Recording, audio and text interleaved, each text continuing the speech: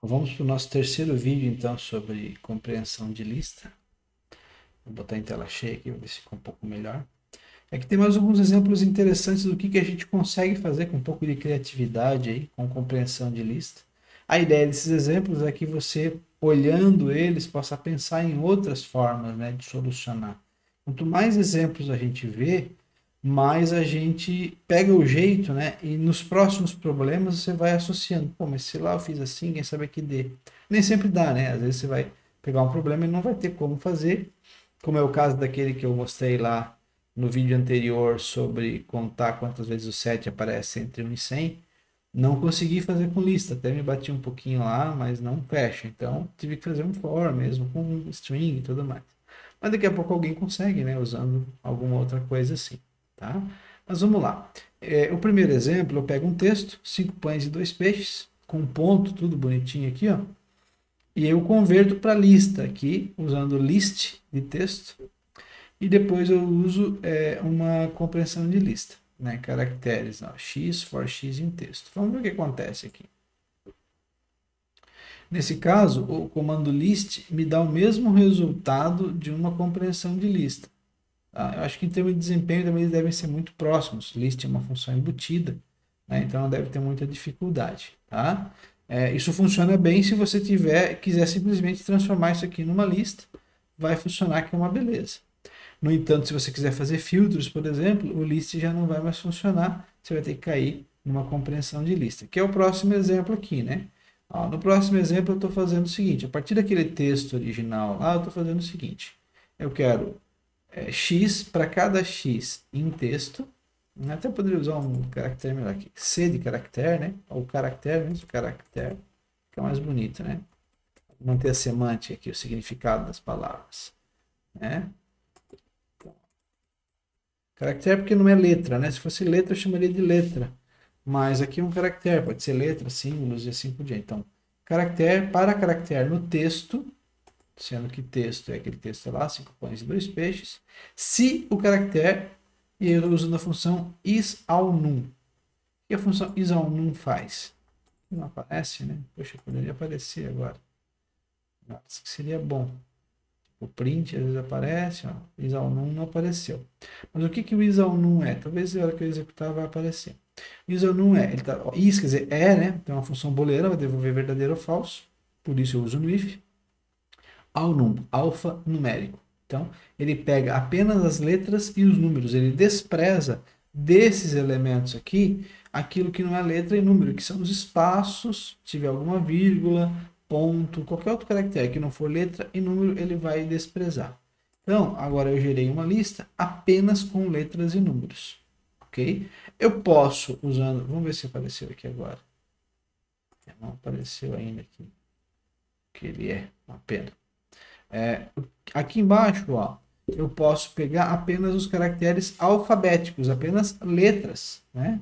Então, ó, eu usei isAlpha, mesma coisa, ó. Daquele texto original, ele pegou pães e peixes, cada elemento numa letra. Ah, professor, se eu quisesse pegar isso numa string de volta, como é que faz? Bom, faz da seguinte forma. Vou criar aqui um novo código e eu vou mostrar como é que eu faço, né? Ó, pegando apenas as letras e criando uma nova string, ok? Então aqui eu vou ter o seguinte, eu vou até chamar aqui de, bom, deixa eu mesmo não. Eu vou usar aspas, ponto, join, abre e fecha parênteses. E tá lá, ó que lindo. Então o que eu fiz aqui? O list pega uma string e transforma numa lista. O join, ele junta, né? Ou o split também quebra, né? Uma string em lista separando pelo caractere que eu coloquei. O join junta. Então, aqui eu estou dizendo qual é o separador que eu quero quando eu juntar. Se eu colocar, por exemplo, ó, só para a gente entender assim, ele coloca o separador, né, que eu quiser. Ok? Então, como eu não quero, ou espaço até, como eu não quero o separador, eu coloco nada, né? Então, Delimitador, ponto, junte a lista, certo?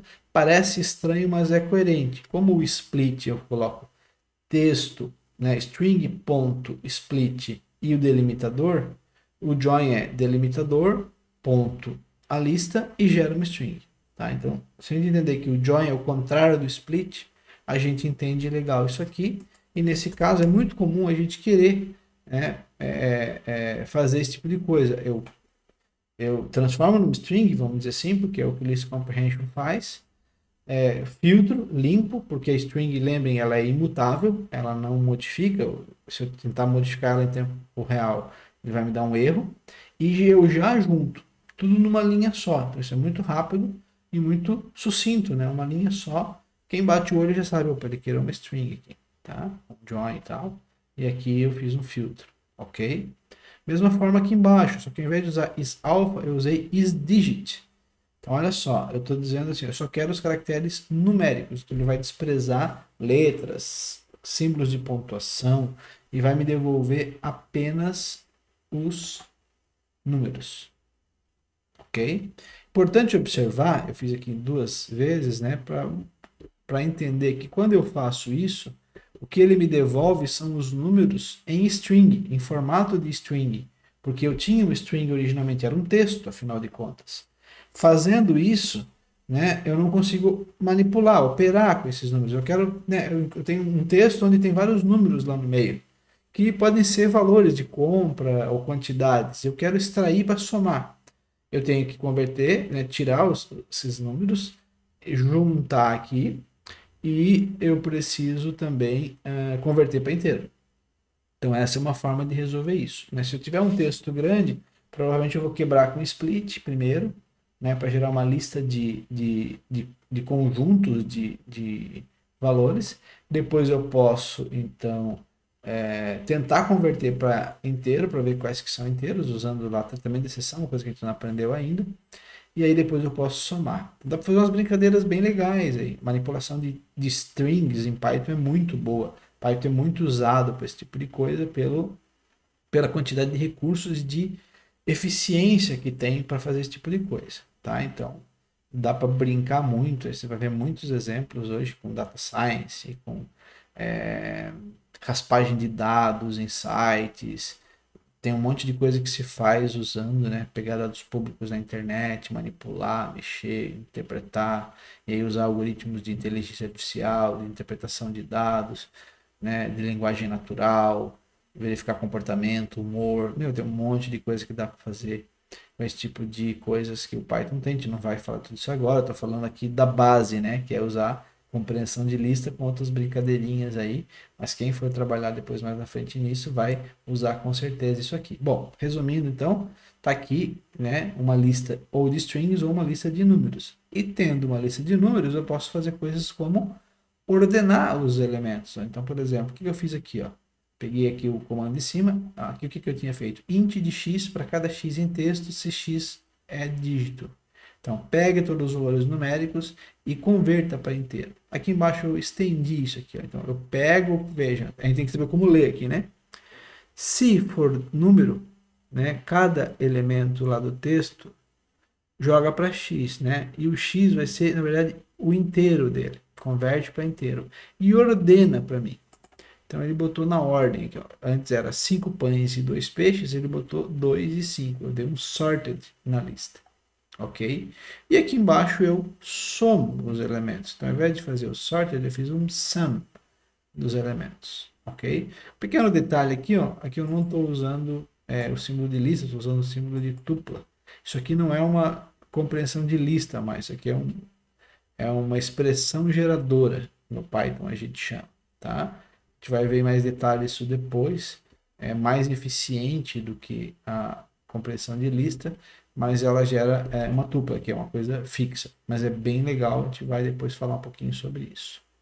Resumindo, eu consigo somar o 5 e o 2. Então vejam, de um texto que eu tinha aqui originalmente, 5 pães e 2 peixes, eu consigo extrair os valores numéricos, converter eles para inteiro, posso até ordenar se eu quiser, e eu posso fazer operações com esses valores. Aqui um exemplo muito pequeno, né? Mas imaginem uma grande quantidade de números aí num texto, eu poder fazer esse tipo de operação numa linha de código. É esse tipo de poder que a gente tem. Por último, aqui eu estou dando um exemplo que eu precisei fazer uma vez, até pensei em fazer uma interfacezinha gráfica web, mas nunca fiz.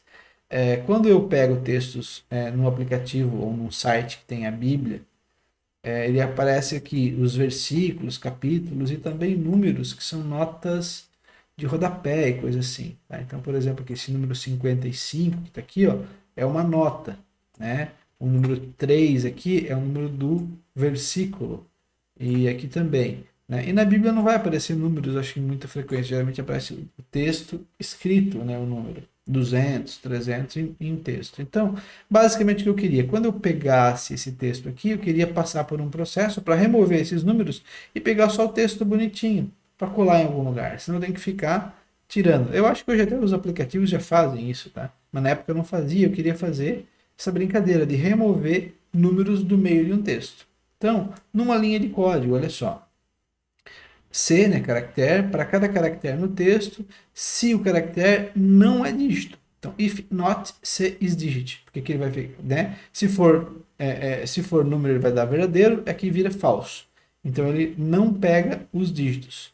E aí, depois que ele fez essa lista, eu junto usando uma string. Aqui tanto faz aspas duplas ou aspas triplas, tá? Coloquei aqui só para a gente entender.